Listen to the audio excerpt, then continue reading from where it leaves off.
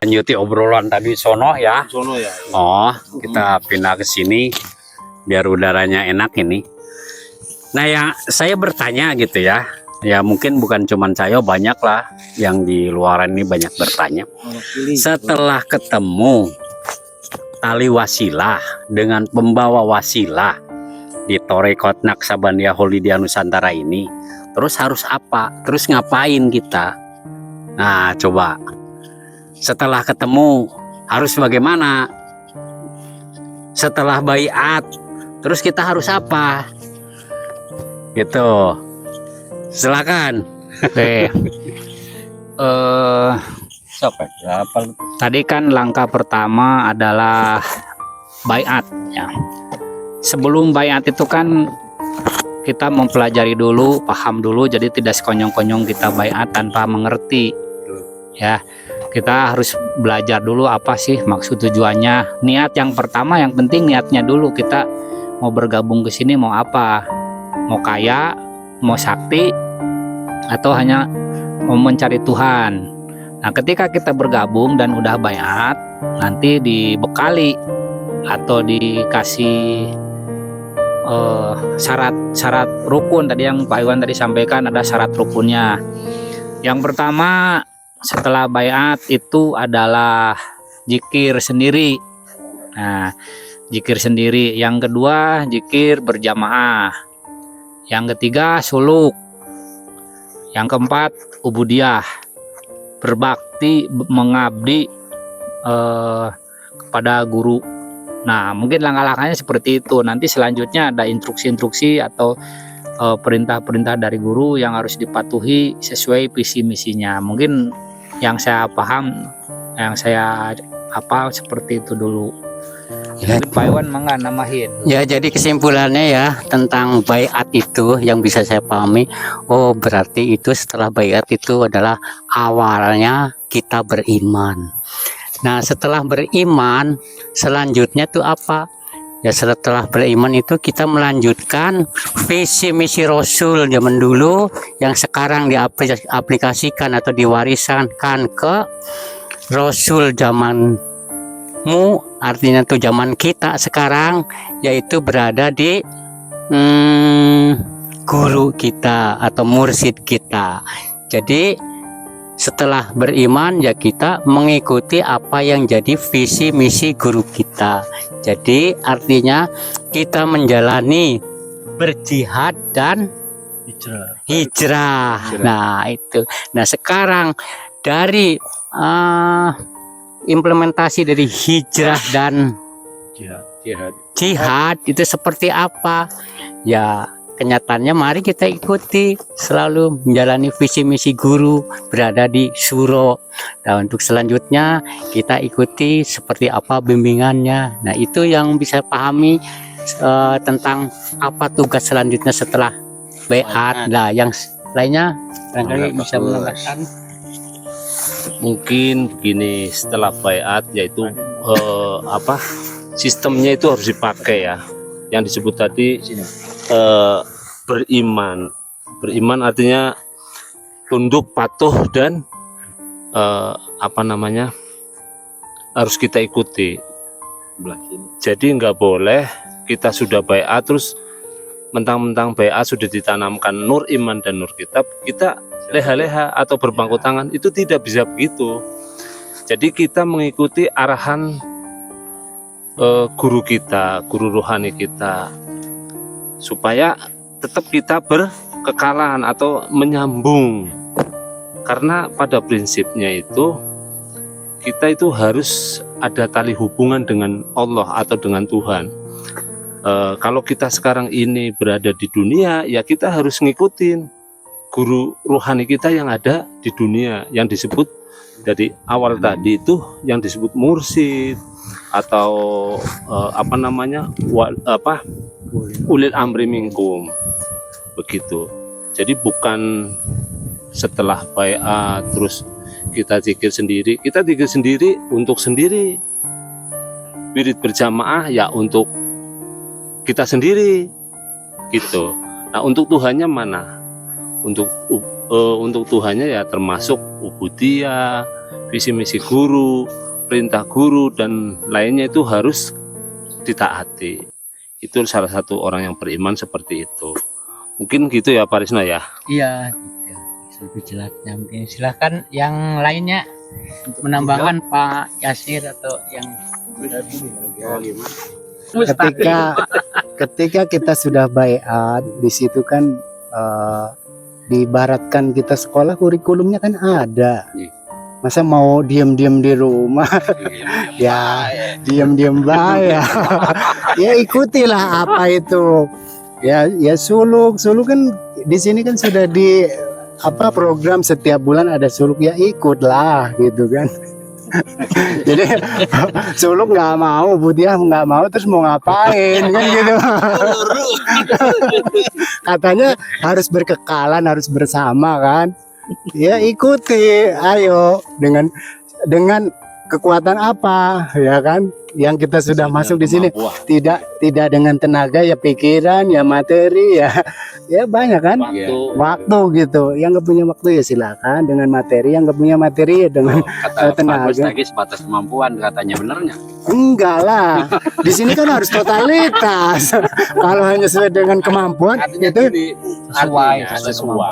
sesuai ya sesuai gitu kan. Tetapi ada garis jangan miringnya. pembelaan diri, hati-hati. Ya, ada apa tanda kurungnya diwajibkan Itu gitu bisa ya. pakai jalan ideal dong. Nah itu ternyata di sini enggak ya. Jadi harus mati-matian berkorban berabdi gitu. Nah saya juga belum bisa. Cuman walaupun bagaimana itu sistem, Iya. dan itu yang harus sampaikan. Iya, ini sistem. Kita semuanya jarang yang ini. Iya, iya. Kalau nggak mau ngikutin sistem ya mendingan nggak usah sekolah di sini kan ya. Ya, ya bagaimana ya kalau saya bilang kalau nggak mau ya sudah kan kejam saya. Nah, makanya ya terus terang makanya banyak yang berbohong tuh orang-orang itu apa?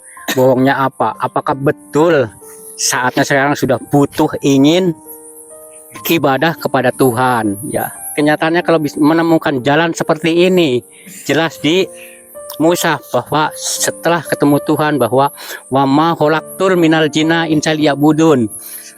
Tidak aku ciptakan jin dan manusia kecuali semata-mata hanya untuk beribadah kepada Allah. Itu resikonya orang yang pengen beribadah kepada Tuhan. Jadi nggak bisa dipakai jalan setengah-setengah, setengah urusan dunia, urusan kepentingan lain, setengah lagi urusan Tuhan, nggak bisa. Jadi harus kata Pak Wagiman tuh totalitas tadi. Nah, terus juga diabadikan di surat apa tuh yang kalau kita baca doa awal tuh begitu iftitah sesungguhnya solati wa nusuki wa mahyi dan selanjutnya. Nah, kalau udah seperti gitu, sesungguhnya solatku, hidupku, matiku, terus apa? Itu semua hanya untuk Allah gitu. Kalau kenyataan seperti itu, kita coba mau ke bagian apa? Mau dapat apa hidup kita?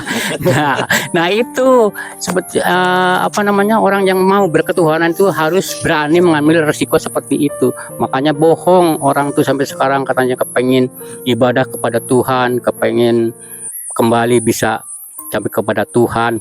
Kalau memang yang bersungguh-sungguh harus berani melakukan jihad dulu waktu zaman Nabi ikut berperang dengan Nabi, tapi kenyataan sekarang jihadnya beda lagi. Ya, artinya kita harus berperang dengan melawan kepentingan diri kita sejati, diri kita sendiri. Nah, sekarang Paden ditalo wae.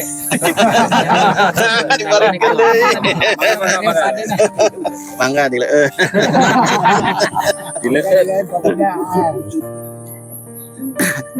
baik, mungkin saya akan mencoba ikut nimbrung di acara ngopi ini ya gitunya.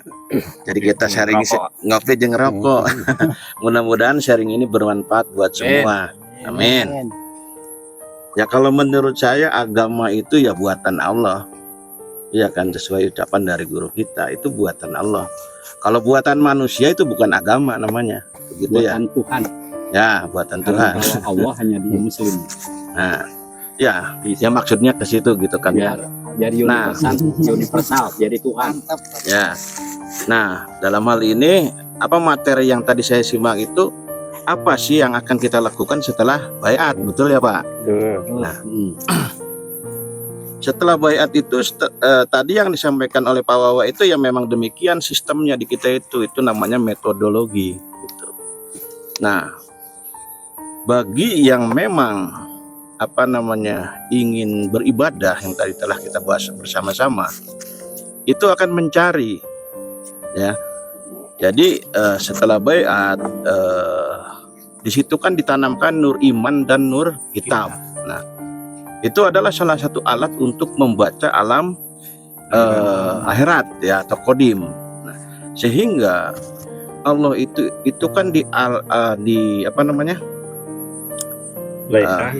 laisya kamislihi, yang di tempatnya apa namanya aras tertinggi ya. Nah, sehingga dengan apa namanya tertanamnya alat tersebut kita dapat membaca gitu. Kembali gitu. Jadi memang agama ini buatan Tuhan sehingga sistemnya udah baku ya. Dan turun terus ada istilah yang namanya sanad. Dari Allah ke malaikat Jibril ke Nabi Muhammad ya.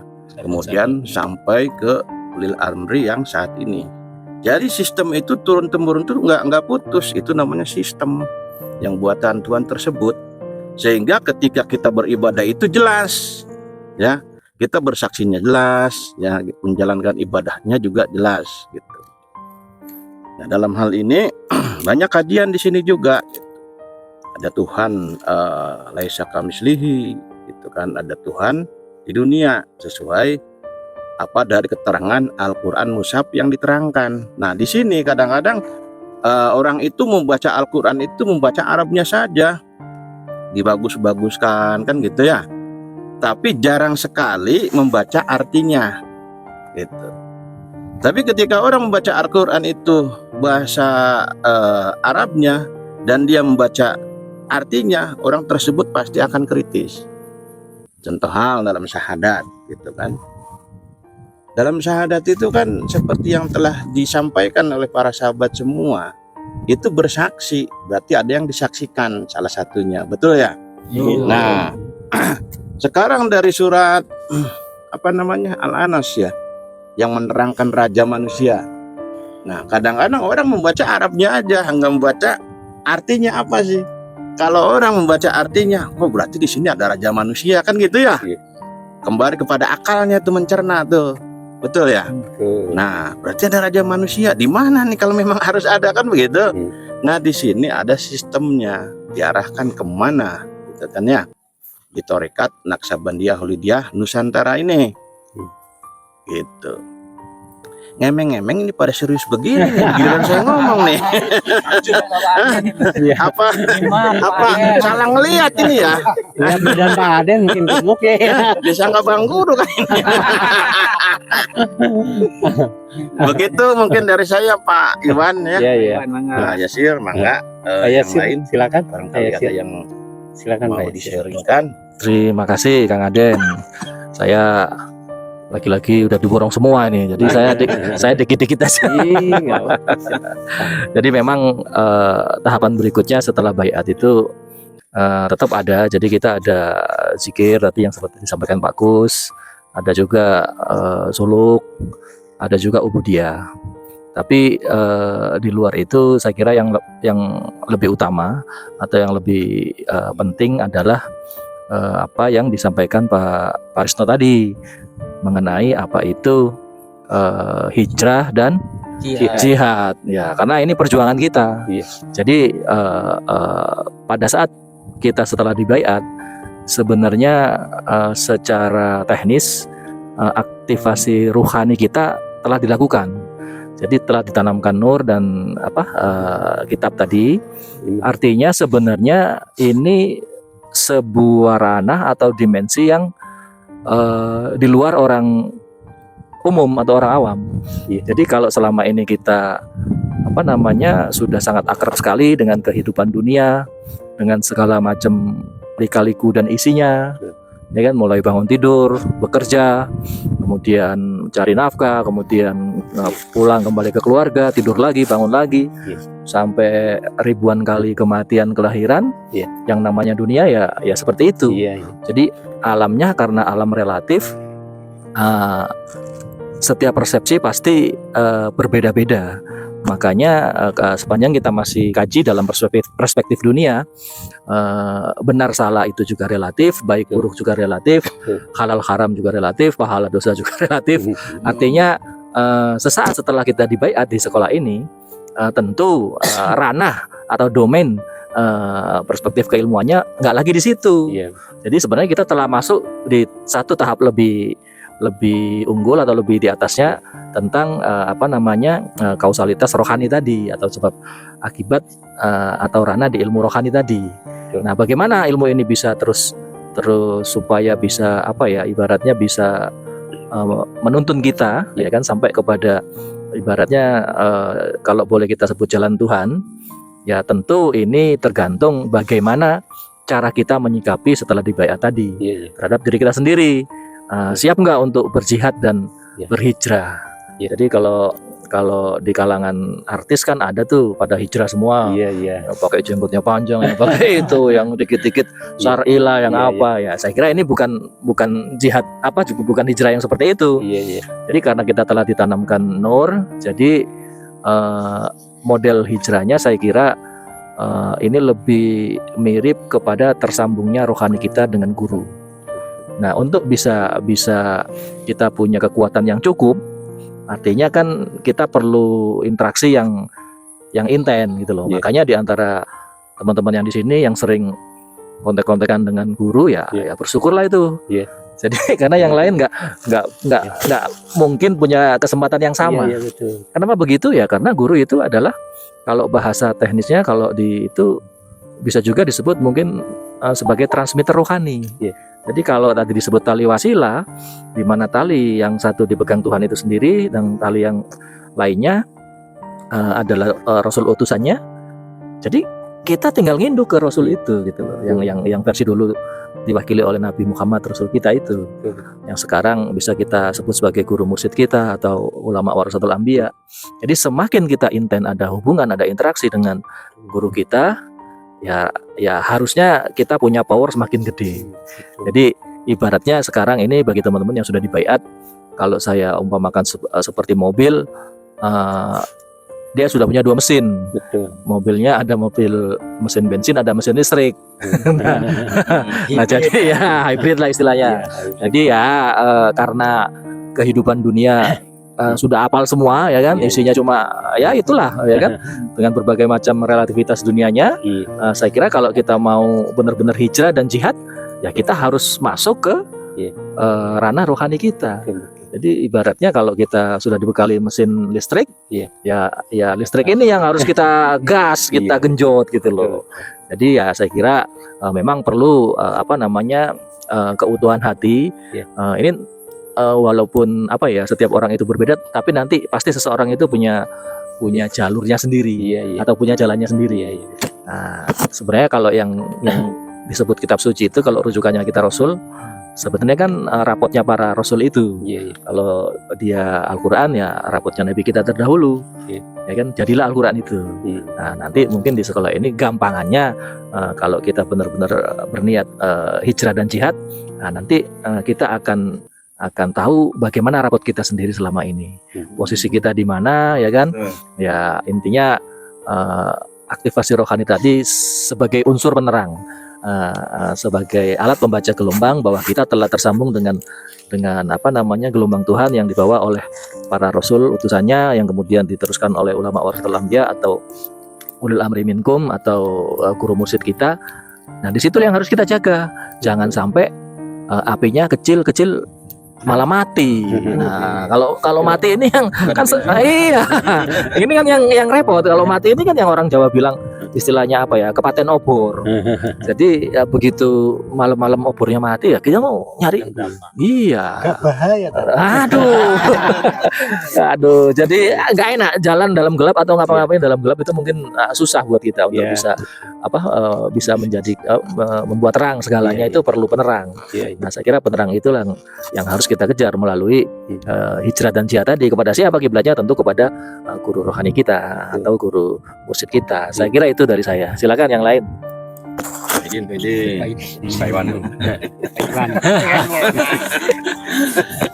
Di sini saya mau menambahkan bahwa yang diuraikan Pak Yasir, Pak Rizko, Pak Jahidin, Pak Kus itu betul sekali dan idealnya memang kita harus seperti itu. Tapi kan di sini mungkin dari murid-muridnya guru kita atau dari jemaah, sebetulnya semuanya kita itu beradaptasi rohani. Yang namanya beradaptasi mungkin dari orang per orang itu akan lain-lain gitu. Masing-masing punya adaptasi dia sendiri-sendiri dan kita ini semuanya itu berproses gitu kan untuk adaptasinya itu gitu. Tapi idealnya memang harus seperti itu yang tadi dikatakan, harus hijrah dan wajah hidup fisabilihi. Itu yang utama. Jadi perjalanan tuh kita mau secepat kilat, mau berlari, mau berjalan kaki atau mau merangkak gitu. Tinggal pilih gitu ke kita masing-masing, diri kita masing-masing. Jadi kita juga nggak bisa nih, wah teman kamu nggak bisa karena ini buat kita sendiri, yang milik kita diri kita sendiri. Tapi untuk support dan semangat itu harus gitu. Bahwa yang ideal tuh kalau kamu mau secepat kilat tuh harus begini ya itu. Ya, obat yang paling ampuh yang utama. Apa mau ngesot dah. Dari sisternya. Iya. Tapi saya tetap semangat lah untuk semuanya. Apapun untuk kita selalu adaptasi semaksimal mungkin, untuk selalu kita percayalah semua di sini tidak ada yang salah, tapi kami semua ini berproses gitu untuk sampai ke tujuan kita kan sama gitu. Jadi itu tambahan dari saya. Nabi Muhammad aja itu beradaptasinya mungkin 13 tahun ya. Ya, ya, tapi kita mah harus lebih cepat dong ya. Iya, Karena jalan udah- kan udah tahu. udah tahu dia. Itu mungkin ini sekedar sedikit obat merah dari saya. Tapi yang bagus tuh yang cepat kilat lah, yang ideal sekarang. tadi lah. Jadi wajah. bukan obat merah lagi, betadin. Tadi semangat terus, jangan sampai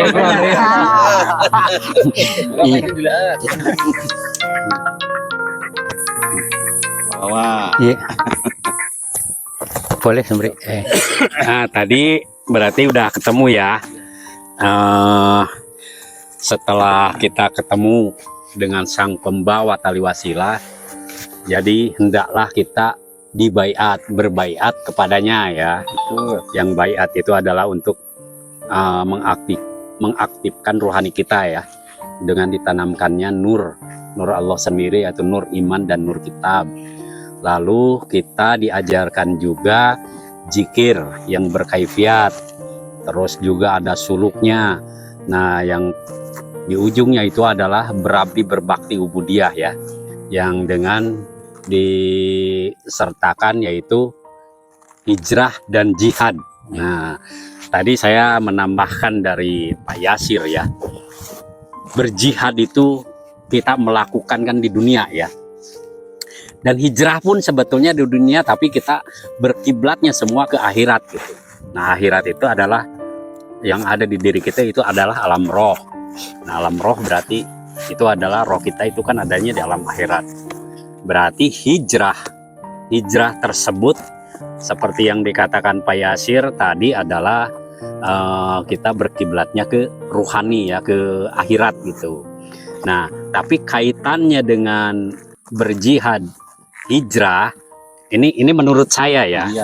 Hijrah itu adalah yang tadinya kita selalu mementingkan tentang dunia untuk diri kita sendiri ataupun keluarga gitu. Mungkin di sini dirubah gitu. Hijrah itu yang tadinya kita, berarti kita bukan berarti tidak boleh bekerja, bukan ya. tetapi betul-betul dengan apa yang kita lakukan, segala sesuatu yang kita lakukan itu kita tetap kiblatnya kepada Tuhan gitu. Berarti dari Tuhan untuk Tuhan gitu. Berarti yang namanya hijrah itu kalau menurut saya, yang tadinya kita hanya tentang duniawi, kita sekarang berpikirnya berkiblatnya ke akhirat. Berarti hasil apa yang dicapai oleh kita itu bukan hanya untuk mementingkan kebutuhan kita sama keluarga, tetapi yang terpenting adalah untuk ketuhanan. Mungkin begitu maksud saya hijrah itu. Yang tadinya segala sesuatu ini untuk kita aja, untuk keluarga. Jadi kita betul-betul happy sendiri aja dengan keluarga. Nah sekarang dibalik gitu. Jadi kita lebih pentingkan itu ya untuk Tuhan. Nah kita berarti ambil ya seperlunya gitu. Ya itu pemahaman saya dari kata hijrah ya. Kalau berjihad sih ya memang kita di dunia, tapi kita tetap tadi kiblatnya kepada yang di akhirat gitu ya. Tetap karena Tuhan adanya di akhirat. Dan diri kita yang ada di akhirat itu adalah ruh kita. Berarti kita berjihad, memang kita melakukan aktivitas fisik di dunia, tetapi sesungguhnya kita untuk memperbaiki di akhiratnya juga gitu, secara metafisiknya. Mungkin gitu sih kalau ini dari saya, tapi ya ini mah pendapat saya. Berarti nggak boleh mencintai dunia ya? Iya, makanya ada bahasa kan, dunia dalam genggamanku, bukan di hati, bukan dibawa ke hati ya, dibawa ke kolbu, tapi dalam genggaman. Boleh cari dunia itu, cari kekayaan itu, mau paling kaya di dunia boleh. Maksudnya Tetapi katanya jangan masuk hati gitu. Jadi pemahaman saya ya, saya ingin menambahkan pengalaman saya tentang jihad. Berjihad itu ternyata bukan hanya sebatas berupa harta, berupa perjuangan fisik. Ternyata berjihad itu kita tuh harus bisa berpindah paradigma. Contohnya tadinya paradigma kita tentang ibadah atau sholat itu berupa ritual yang 5 waktu itu yang kita lakukan. Tapi setelah hijrah ternyata pemahaman sholat itu adalah as-sholatu lidikri dan as-sholatu mi'rajul mu'minin dan as-sholatu imaduddin. Nah alhamdulillah setelah baiat kita bisa pindah paradigma, dapat pemahaman baru, bisa sholat mi'raj, bisa sholat mendirikan menjadi tiang agama, bisa sholat yang selalu bisa ingat Allah sampai tersambung. Dan selain itu makanya kalau belum sampai baiat, belum bisa pindah paradigma di nuansa spiritual seperti kenyataan yang sekarang kita dapatkan, yaitu banyak orang membahas sok-sokan kitab-kitab yang bobotnya berat ya, ingin dikaji. Tapi kenyataannya kalau nggak ditanamkan nur kitab, nur iman yang berupa baiat, mereka itu hanya hasilnya apa? Hafalan. Bisa menghafal, menyampaikan apa yang telah dibaca. Contohnya di kitab Ihya Ulumuddin, karyanya Imam Al-Ghazali, kitab Sirrul Asrar, karyanya Syekh Abdul Qadir Jailani, kitab Miskatul Anwar, relung-relung cahaya, karyanya Imam Al-Ghazali juga. Terus Mishajul Abidin. Wah ini kayaknya Baca semua apa baca judulnya aja.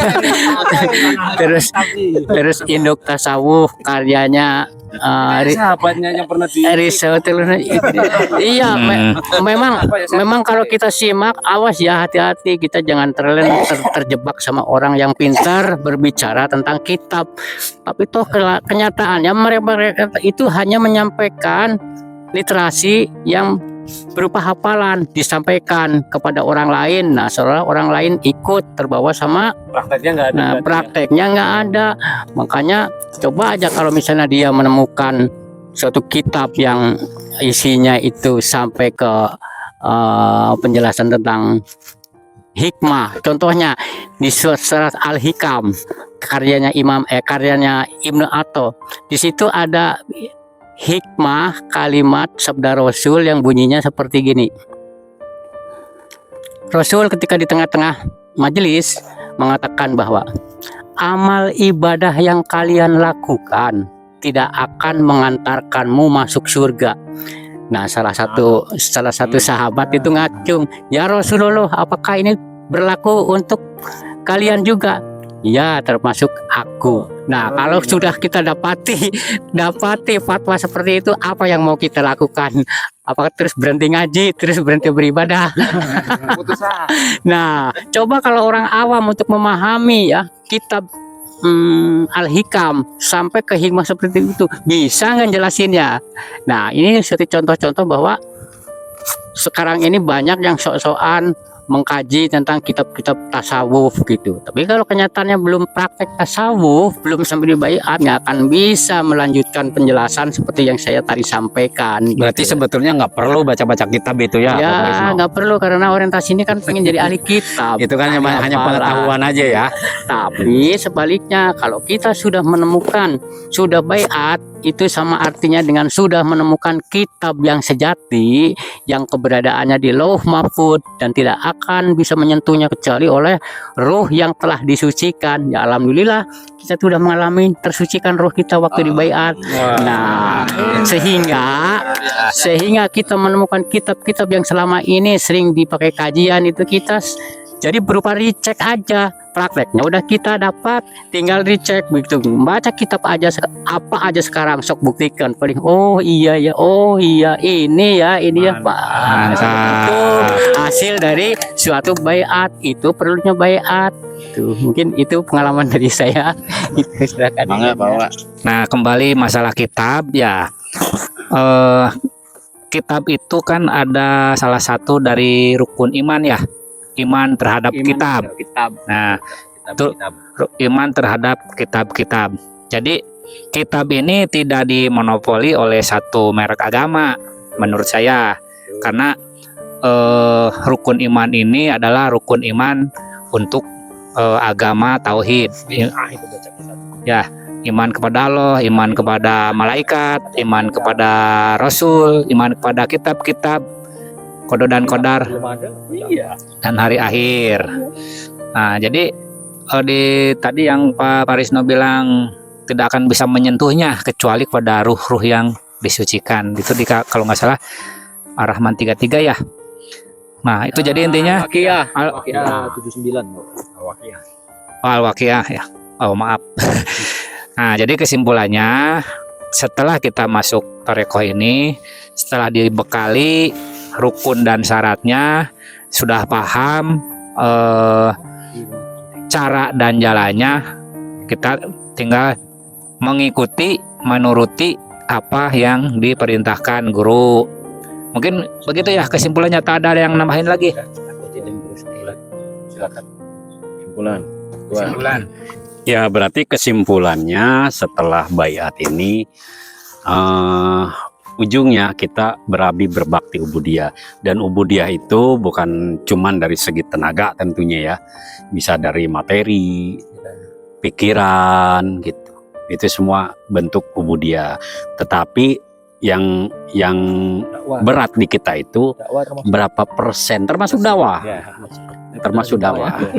Cuman kapasitasnya yang kita ini berapa persen itu untuk ketuhanan itu.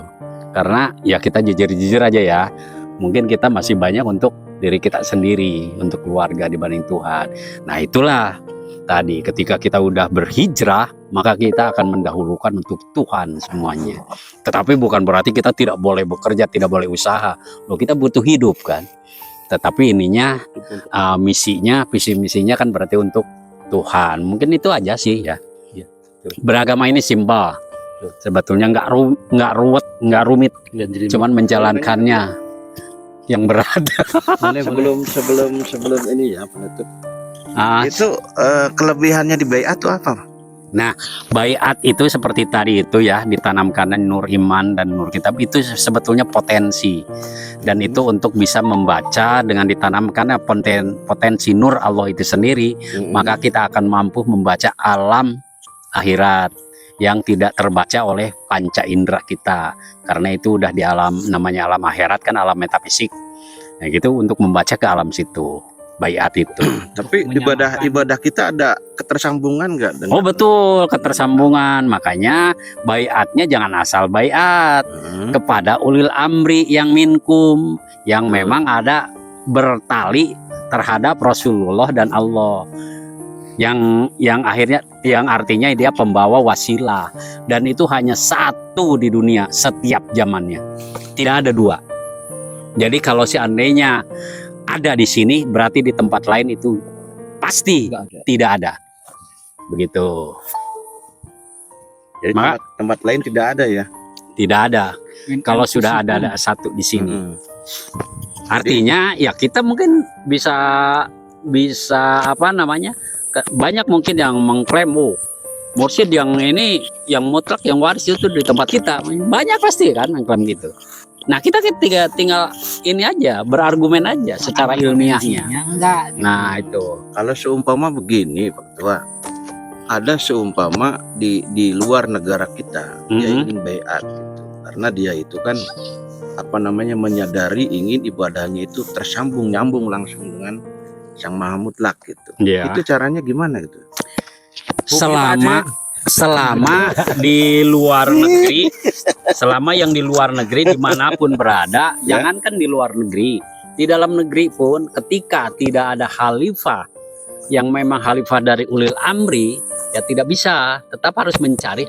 Kalaupun tidak langsung ke ulil amrinya, bisa ke khalifahnya. Caranya gimana Pak Ketua?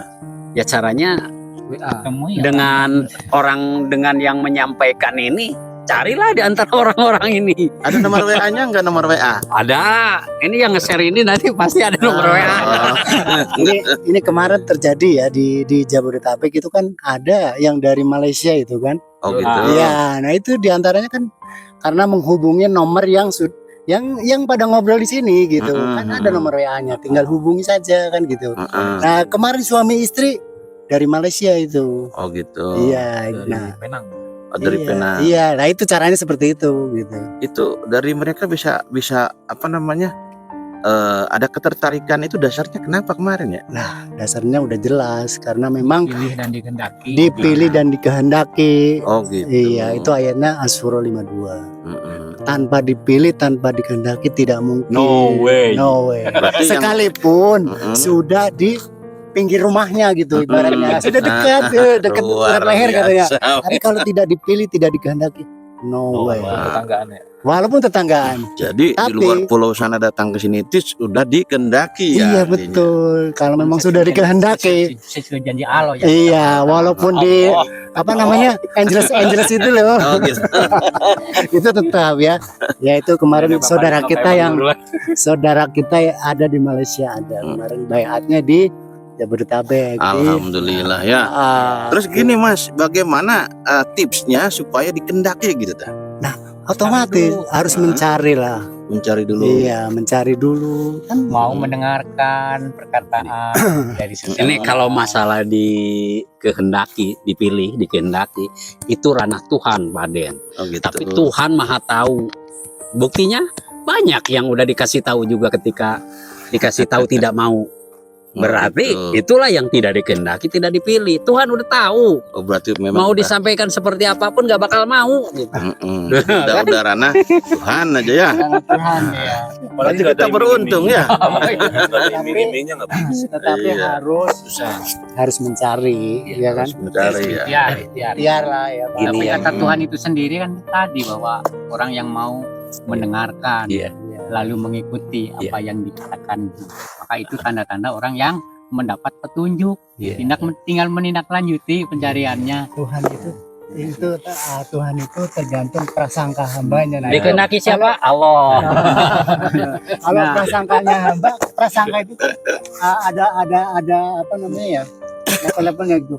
Prasangka. Berarti kan saya harus mencari, terus harus bagaimana caranya kan gitu ya namanya. Prasangka kan gitu. Allah sendiri itu kan udah menjamin di surat Al-Kahfi ayat 5 gitu ya. Apa ayatnya apa? Ayat itu malahan ditawarkan, diobral nih penawarannya. Bunyinya gini, barang siapa yang ingin bertemu dengan Tuhan, pasti saatnya akan tiba. Coba apa nggak begitu murahnya itu Allah memberikan penawaran kepada wah, siapa. luar Tapi kita biasa. yang Coba. masih nawar-nawar lah, gampang lah. Apa iya sih bisa? Yang mencari ya, Iya. yang mencari. Yang niat mencari. Iya. Nah berarti bahwa jangan lupa tuh nomor WA tuh nomor HP. Ya, Barangkali nanti Iya. ada yang minat itu supaya gampang mencarinya. pasti ada. Tulis saja Pak Iwan. Ya. Begini ya, tambahan sedikit dari saya. Mungkin tadi menyangkut ayat-ayat yang dipilih dan dikehendaki Tuhan. Dipilih dan dikehendaki, kalau kitanya tidak berkehendak dan tidak mau berani berkorban, apapun itu tidak akan sampai kepada kita. Kita manusia, Tuhan tuh memilih semua makhluknya berkehendak, tapi kalau di tiap makhluknya, di tiap orang, di tiap manusia tidak berkehendak, tidak berani berkorban, ya itu tidak akan jadi manusia yang dipilih dan dikehendaki. Nah, Mungkin berarti ayatnya apa, Mbak?